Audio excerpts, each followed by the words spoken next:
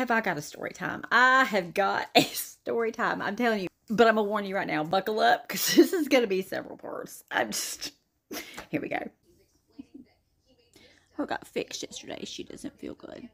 So yesterday, I sold my mom's car. I did a video yesterday. You may have seen it. Yeah, that was hard. My mom passed away in February, and it's kind of the last big thing I have of hers. The house not included, but it's kind of like, kind of what I had in my possession, the last thing. Did you know that CarMax will come pick the car up? Like, they'll make you an offer online, bring you a check, and then just take the car. Yeah, and just sign the paperwork sitting right there on the back of the car. Yeah, it works pretty good. Here's the thing. I want you to look at this. You want to take a guess what that is? Look at it sitting there. Yep. That would be my mom's car. That's my mom's car, still sitting on the street from yesterday. Yeah, that was yesterday. Yesterday, I sold the car, and it's still sitting on the street. Now, I signed that paperwork about noon. Yesterday is when the guy came. 4 o'clock, I called them and was like, dude, the car is still sitting. You pulled the car into the street, and it's still sitting here. Like, the tow truck has not come yet. And they said, yeah, it'll probably be tomorrow. So I guess I'll see them sometime today. And I'm sure I will bawl my eyes out. Side story. We had a pop-up camper growing up, and we used to go camping all the time. We had to White Lake or the beach or whatever, and camping. And I remember as an adult, when my parents sold that camper, I stood on the front porch of my parents' house and watched those people drive away with our camper, and I bawled my eyes out. Yeah. So I'm pretty sure, even though the car itself doesn't have, sentiment in it, no memories or anything like that, but I mean, still, she's gone. So it's going to be hard.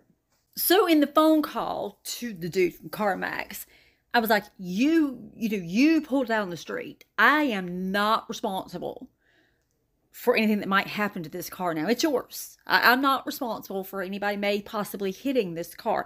Now, mind you, we park in that same spot all the time, and we've never had any problems. But it would be just my luck. Just my luck that somebody would hit it today. I'm just saying, listen to the rest of the story, and you will understand where I'm coming from, all right? So I told you that story about Mom's car, so I can tell you this story. Which, yeah. So I go to the beach. We all know I go to the beach quite a lot. So about 2 months ago when I was down there, my sunroof got busted. Yeah. Some fool was up there partying in their room, and they threw a Jack Daniels bottle off the balcony and busted my sunroof. Now, I'm not going to go into the whole story about why I was parked where I was, but that's the end of it. My sunroof got busted, and I didn't notice it until the next morning. I look over my balcony, and I'm like, the car looks really weird, and I walk down there and see it. Now, mind you, that was not even the worst part of what had been going on to that point. And to say that I literally lost it right there in the parking lot and like fell into the ground in bawling tears is an understatement. It was rough. All right. So here I am having a complete meltdown in the parking lot. My friend pulls up. He's like, it's just glass. It's fine. I'm like, you don't understand. You don't know. He's like, well, come to the lobby and we'll call the police, because we have to call the police. We have to make a report. And so herein starts the crazy, as if it weren't already crazy. So I call the police. They've got to come out so I can make a report. Like, very kind Myrtle Beach police officer asked me for my license and registration, and I'm going, I didn't do anything, but all right, here you go. He gets a little bit quiet. He's looking at me. He goes, did you move these tags from another car? No. Why would I do that? And at least if I'll give you the information for it. No, I did not do that. He says, are these tags not to an Odyssey? Bing! Light bulb. Yeah, I do know what you're talking about. I do. So I then proceed to explain to him what the deal is with my tags. So the kind Myrtle Beach officer is out there coming to file a report on my broken sunroof, right? My shattered sunroof. And he has just explained to me that the tags on my Dodge Durango actually belong to a Honda Odyssey. And I'm like, you know what? I did know that. I did not know that now, but I did know that. So see, I traded in my Honda Odyssey for the Dodge Durango at this very small country bumpkin backwoods, single proprietor, the owner did everything, car lot, right? Everything was fine. We're all good to go. I always just go onto the app to renew my tags, to pay my taxes and tags. In North Carolina, you have to get an inspection and then you have to pay taxes and tags at the same time. And I always do mine and my husband's at the same time. It just handles everything. I don't even really pay attention to anything else. Remember that. So the first time I go to the app and I'm going to have to add the Durango to my account and pay my taxes and tags and then pay the tax on my husband's truck. I noticed that the Odyssey is still listed on my account. I don't own that car. I haven't owned that car in almost a year at this point, right? So I call the DMV and I'm like, look, you know, this is really weird. Why is the Odyssey still on my account? I traded that in almost a year ago. Well, so she does a little digging and she comes back to the phone and she says, well, I see what happened here. When the gentleman that you bought the car from turned in the paperwork, yeah, I said paperwork, like actual handwritten paper, not online. Yeah. So when he filed the paperwork, my tags, the number starts in a 5. The paperwork looks like the 5 is a 3. And so it was written as a 3. So according to the DMV, on my account is an Odyssey with the 5 number plates and the Durango with a 3 number plates, right? And there's only one license plate that was on the Odyssey that is now my Durango, and it starts with a 5, not a 3. There are no tags with that number with the 3. It doesn't exist. I don't know how they did this, number one. And number two, how did the dude even sell my Odyssey with my tag still registered to that car? I don't understand any of that. But okay, that's neither here or there. She says, it's good, it's fine, I'll take care of it. I'm like, awesome. All right. She didn't. Well, she did. So like right after that, COVID hit. And I honestly really didn't think about it again.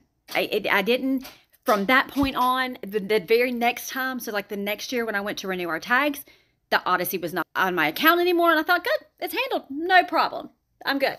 So for the past several years, few years or whatever, I have just continued to pay our taxes and tags on the app as normal. Yeah.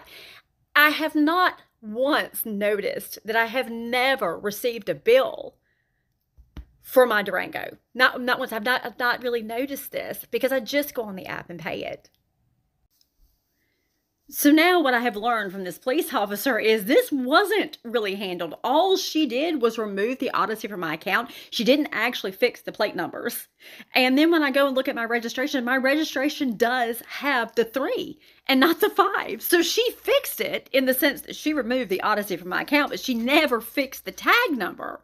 So all these years I've been driving a car with basically invalid tags. Now, the officer was really cool. He was very kind about it. He said, just take care of it when you get back to North Carolina. I'm like, done. Handled. Not a problem. Kind of a problem. Okay, so now the officer, we've gotten through the details of why my tags don't match my car, right?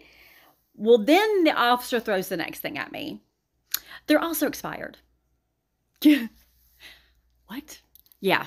Yeah, not only am I driving with invalid tags on the wrong car, but they're expired. Because remember, 1, my mom passed away in February. And 2, we've been in the midst of COVID the past several years.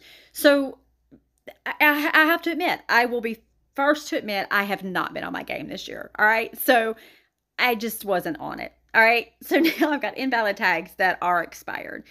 I got to fix this when I get to North Carolina. But first, I have to deal with the shattered sunroof, right? So the kind officer gives me a report number and all this, and that's all going to be handled. Great. Well, I'm looking up and I'm like, it's like really cloudy right now. And it's like my sunroof, my car is exposed. Luckily, I stay at this resort enough that I know the people there, and the maintenance guy was like, hey, let's just pull it over under the parking garage. And that way we won't have to worry about the rain. And I'm like, perfect. So I did. I kind of got myself together and went across the street and parked it in the parking garage. Now, mind you, the minute I walked out from under the garage, it started a downpour. And again, the people there are great. One of the other guys that works there, really good friend of mine, came up to me in the lobby. He goes, I put a tarp over it for you so nothing from under the parking garage drips in it. And I was like, oh, you're a lifesaver. Thank you. You're a doll. It get worse. Well, did you know that there's nowhere open on a Sunday? Not even my insurance company was open on Sunday to find out my next steps and what I needed to do. So I basically just kind of had to sit around with them up my butt all day Sunday. Couldn't go anywhere. Couldn't get anybody to fix it. Couldn't do anything. I was able to call around to a few friends that live in the area, and we were able to find somebody that I could call the next day. Because guess what? Guess what? Safe Flight. Yeah, Safe Flight doesn't do sunroofs. Yeah, did you know that? Did you know that most glass places do not do sunroofs? Did you know what I found out Monday morning? That there are only 2 places in all of Myrtle Beach that even has the ability to do a sunroof. Yeah. One of them, the guy that answered the phone, was a complete and total jackass. And I'm just saying it. He treated me like I was a dumb female that didn't know what I was talking about and talked down to me. And I'm like, I will never, never call your business again. The other place, thank God, was a friend of somebody I know. And they didn't have it, but they were able to get it. They were able to order it directly from Dodge. To the tune of $1,200. And it was going to be 4 days. Yeah. Okay, remember when I said that that wasn't even the worst part of that week? Now, mind you, I had already had a bunch of crap that happened before I even got down there. And then things just got worse with the busting of my sunroof and having to get all that taken care of. The very next day, I get a call from my daughter. Her car broke down. She's at school. Her car broke down. Mind you, not a brand new car, but a new to her car. She's only had it maybe 4 months. And now sitting at the beach, I now have to coordinate her getting her car to the mechanic and figuring out how we're going to handle everything. Thank God we had Mom's car. So she was able to drive my mom's car while her car was in the shop. And I was still at the beach. So remember, it's going to be 4 days before my sunroof is fixed. So I can go nowhere. And I'm 4 hours from home. So I get all that handled. My daughter puts her car in the shop. Now, remember the part where I said that in North Carolina, you have to have an inspection done on your car before you can pay your taxes and tags and get your plates renewed? Yeah.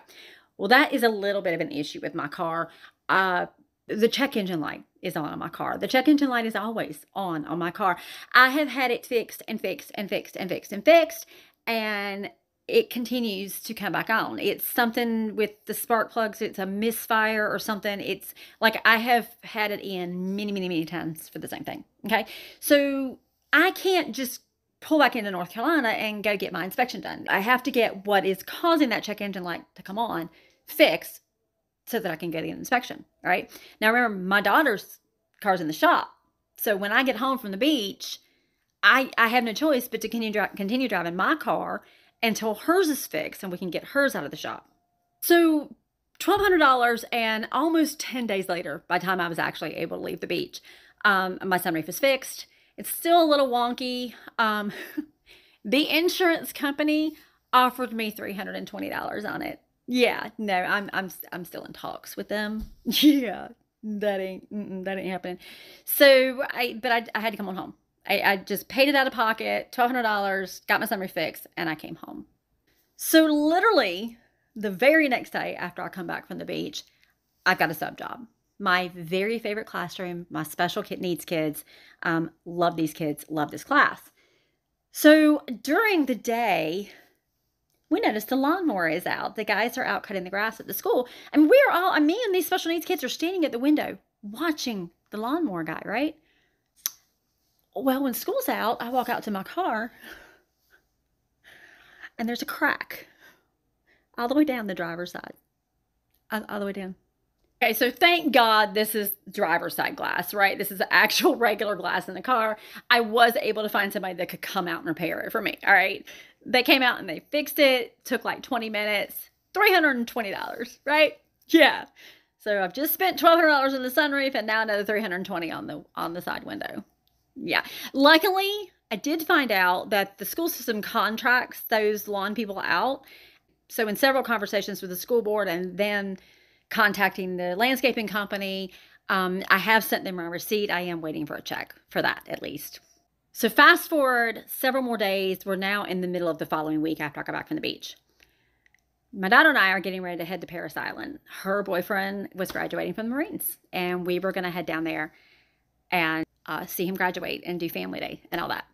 Conveniently, the same day, that same morning, her car is ready to be picked up. I'm like, yes, all right, we're good. Here's the plan. We're going to go pick up your car. We're going to leave my car. And then he can work on my car and get the check engine light thing fixed while we're in Paris Island. Right? No problem. But then what do we have to do? We have to drive my mom's car, right? We have to drive the journey because my car is going to be in the shop. Probably about halfway to Paris Island. We're still in North Carolina. Something was niggling in the back of my head about just having dealt with my car, with the inspection and the tags and all that mess. And I was like, honey, pull the registration out of the glove box and tell me when these tags expire. I couldn't remember if I had done what I needed to do to get the permanent sticker for my plates, right? So sure enough, yeah, no, those tags expired in July. Yeah. So now I am scrambling. I'm saying, Kaylee, look, like Google real quick, the closest inspection station, right? So we find somewhere literally like right 5 minutes from where we were driving. And we get up there and the guy says, I can get you in about 15 minutes. I'm like, cool. But I don't know, I get to thinking and I go on the app, and mind you, I had not added my mom's car yet to my account on the app. So I did that, and in doing so, it was allowing me to pay it, which should mean that it didn't need an inspection. But I wasn't sure. And mind you, we are heading to a military installation. We are staying on the base. There was no way I was getting on that base with tags that were expired. So I could not leave North Carolina without knowing for a fact what was going on. So I left the inspection station. We found the nearest plate office. We pulled up in front of the building. It was 12:01. They go to lunch from 12 to 1, and they were closed.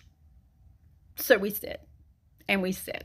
And while we're sitting, I'm calling the DMV, and I'm on hold with the DMV. I just want to make sure everything's okay. And in the process of this, I do pay it. I went ahead and paid the $200 whatever it was that it said I needed to do to renew my tags. That again was not making me get an inspection at that point. And I looked, and the inspection would not have expired till the end of October on the last inspection. So I still just wasn't sure. So we sat there and waited in front of the license plate office for them to open at 1. And I sat on hold with Raleigh, the state DMV office, for 35 minutes.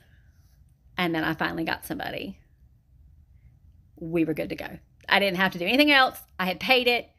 It was in the system. Now, I wouldn't have a sticker, but that's okay because it was valid in the system. I was good to go. So, off we go to Paris Island. This story isn't even close to done. It gets better. I had to come outside and get some fresh air. Now, remember, I had left my car with the mechanic while we were gone for him to fix whatever needed to be fixed. Well, by the time we got back, because of life and basically, I didn't have anybody that could take me to the mechanic to get my car. So I went to him when we got back. I was just going to pay him for the work that he had done and asked him to hold it until basically that weekend when I could get my husband to go take me and pick it up, right? He hadn't had time to get to it yet. And I was like, yes. Well, I didn't feel bad. I mean, I hate that it wasn't fixed yet, but at least I didn't feel bad that I was going to have to leave it with him for several more days. So fast forward yet another week now, and it's still not ready. He still hasn't got to it. So finally, I guess it was Tuesday last week, finally it was ready. So it's basically been a full 3 weeks that I've been without my car, right? So I still didn't have anybody to take me to go get it until Saturday. So I said, great, it's done, fantastic. He told me how much it was. I said, I'll be there Saturday. So my husband and I go pick up the car. I'm like, great. All right, I'm leaving for the beach again tomorrow, Thursday, tomorrow. I'm heading back down to the beach again, so I had to get the tags taken care of before I leave, right? Good. Perfect timing. I got the car back on Saturday. I'll go get the inspection. Not that easy. I love my car. I really do. I mean, so much so that I am opting to keep the 2012 Durango over the 2020 Journey out there that was my mom's, okay? I love my car. So I'm excited, all right? I don't have to drive my mom's car anymore. We're done. It's set. I can now sell my mom's car. I have my car back. It served its purpose. It's costing me $200 a month extra on my car insurance. It's got to go. So I called CarMax and started all that process. And again, like I said, they came out yesterday and bought the car and left it sitting at the curb. Go back several videos. You'll see it's still sitting on the curb in the street. All right. So here we are. So Monday, I'm done. We're good. Yes. I'm going to take the car to go get the inspection. I go right around the corner, right here, the place we go all the time. You're going to get my car inspected.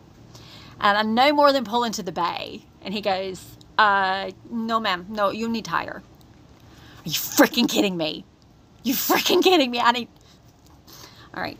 All right. Fine. So I drive across town to the used tire place that we use, which conveniently also does inspections, right? So I'm good.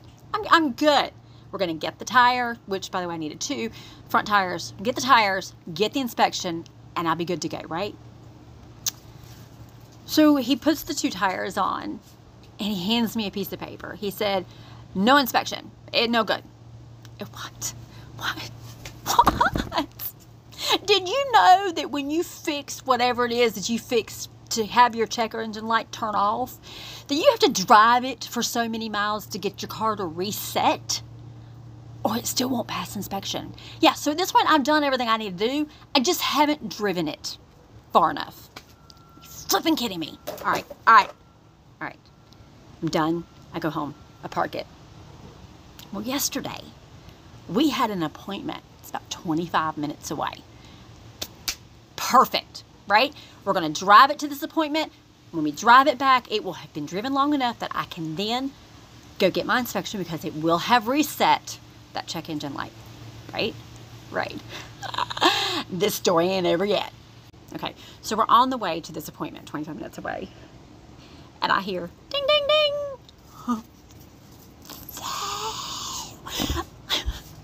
I look over to my husband driving, and I look at the little warning. Yeah, the turn signal light just went out. Just. So I'm still optimistic, right? I mean, that's not that big of a deal. I'm still optimistic. We're good. We're good. It'll be okay. So on the way back from the appointment, we stop at AutoZone. Yeah. There's 2 men standing at the door, like with the doors held open. I get out of the car. I say, I need a light bulb for my turn signal. After walking the counter, he says, front or back? I said, back. And as we get to the counter, he starts looking it up. He says, front or back? I said, back. He pulls it up. He gets it out. He lays it in front of me. He says, front or back? Now, this one I'm thinking, okay, maybe he has seen something that I didn't notice. So I could back out to my car, turn it on and look again. It is the back. The back. It's the back. All right, we're good. Buy the bulbs. Get in the car. I'm like, we're fine. We're fine. I'll just take the bulbs to the inspection guy. He's a mechanic, right?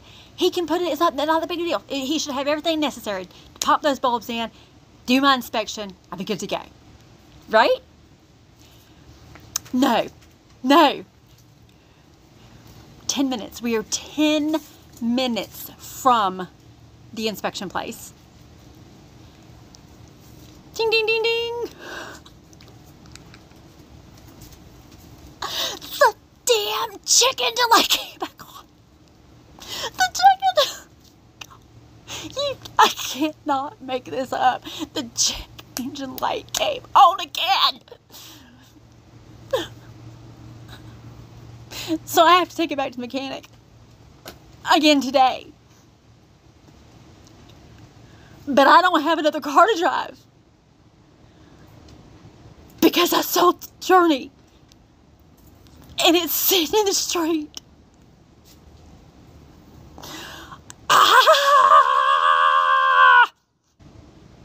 And that's my life, folks. So, update. I'm sitting here at the mechanics getting my car fixed.